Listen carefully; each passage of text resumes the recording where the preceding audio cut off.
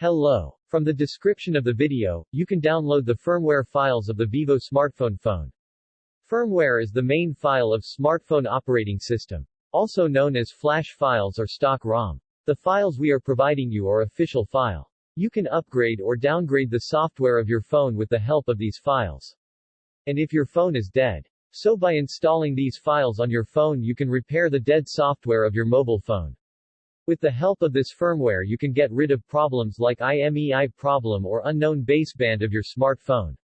This video contains the files of Qualcomm Vivo smartphone. By the way, we will flash this phone with the help of Qualcomm flash tools.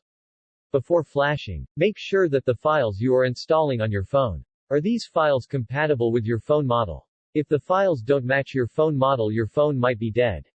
All your data will be deleted after flashing. We will not take responsibility for any kind of fault during flashing. This is an official stock firmware provided by the company that introduced the Vivo smartphone. And these files will be told in the title of the video. They are the files of the model.